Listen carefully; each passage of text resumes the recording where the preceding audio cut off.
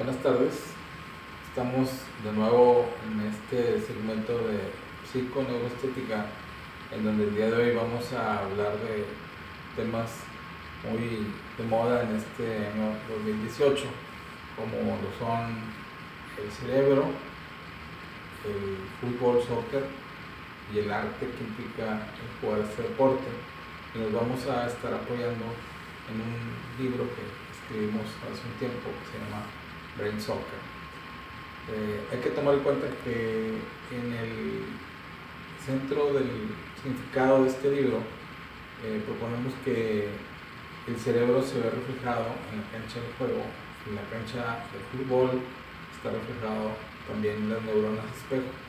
Decía un aficionado que cuando Messi mete gol, él mete gol con Messi, ya que los movimientos de los jugadores, dada la disposición y la dinámica del fútbol, se refleja fácilmente en el cerebro.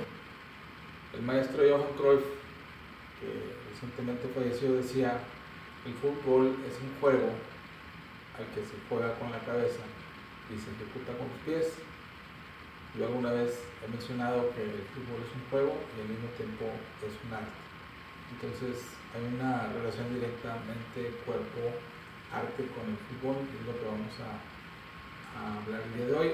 Principalmente vamos a señalar que el equipo o la selección en relación al Mundial de Rusia, el equipo que maneje mejor sus áreas frontales es el que más lejos va a llegar y que probablemente sea el campeón del mundo. Y ahorita vamos a ver por qué explicamos este concepto. En el área frontal están las funciones ejecutivas y emocionales más precisas del cerebro.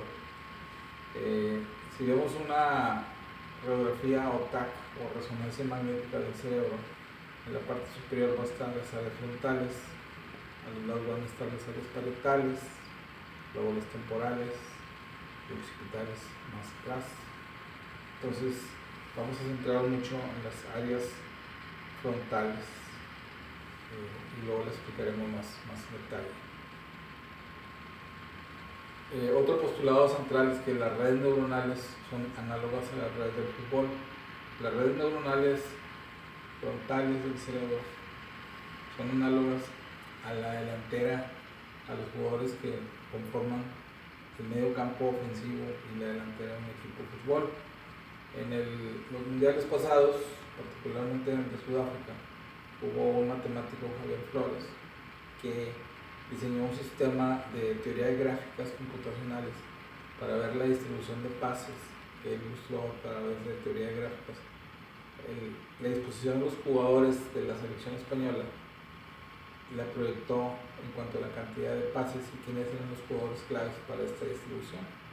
Como la distribución de gráficas era muy homogénea, sobre todo hacia el área frontal, él predijo que España iba a ser campeón del mundo, y así fue.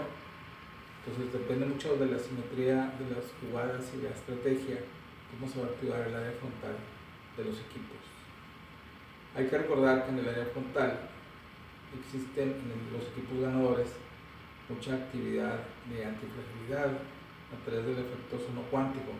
El efecto sonocuántico quiere decir que cuando uno se centra en la meta que quiere alcanzar, inmediatamente el cerebro produce nuevas neuronas, hay neuroplasticidad, hay neurogénesis, que estimula la motivación, el optimismo, recordando que neuroplasticidad es el reacomodo neuronal del cerebro y neurogénesis es la reproducción de neuronas. En el momento que un equipo de fútbol está atacando al rival, hay resiliencia, hay soporte al estrés, hay planeación de las jugadas, hay un flow cerebral o el famoso tiki-taka, que es que todas las redes neuronales trabajan al unísono para llevarnos a una meta determinada que es el gol. Se persevera en el ataque, no hay un descanso, sino hay un esfuerzo continuo. Se visualiza siempre a futuro el gol, hay un autodiálogo positivo de lo que se quiere, de la meta que se quiere lograr.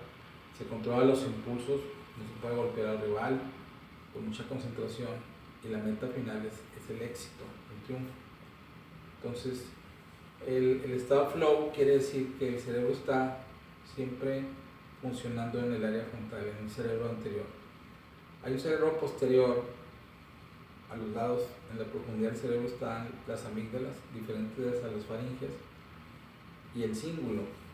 Entonces, los cíngulos y las amígdalas del cerebro deben estar apagadas, porque en esas áreas del cerebro posterior, como lo son el cíngulo y la amígdala, hay reacciones negativas, todo lo contrario del área frontal. Hay sentimiento de inferioridad, ansiedad, miedo, memorias negativas, enojo, rechazo, inseguridad, memorias negativas. Entonces, si el jugador de fútbol está centrado siempre en el área frontal, en donde está el flow, va a ser un triunfador segundo a segundo. Pero si los pensamientos los lleva hacia el área posterior, en donde ya señalamos el amígdala y el cíngulo, pues no va a llevar a ningún efecto positivo su accionar. Vamos a ver cómo en un video editado en Viena, después del partido del Chelsea contra el Barcelona recientemente, de la Champions League, vemos el primer gol que hace el Barcelona con una especie de tiki-taka gráfico en la televisión, en donde se ve muy bien qué es lo que está sucediendo a nivel de equipo y cómo se refleja el cerebro en el trazo del Barcelona.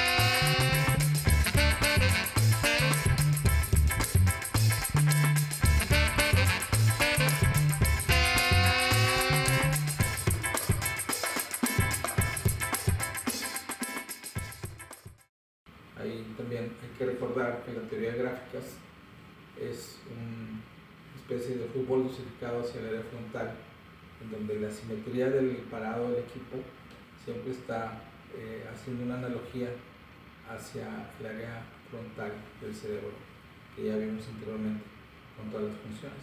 Entonces, el efecto cuántico de la mente apaga las áreas del cerebro posterior y lleva todos los elementos neuronales hacia adelante, hacia el cerebro anterior. Entonces, vamos a estar viendo ese gol. Vemos el trazo, como en la cancha se van trazando las líneas, las diagonales, las verticales, en forma análoga como lo hace el cerebro, apagando siempre el cerebro posterior con funciones de las amígdalas del cíngulo para que siempre el cerebro anterior sea el que esté predisponiendo.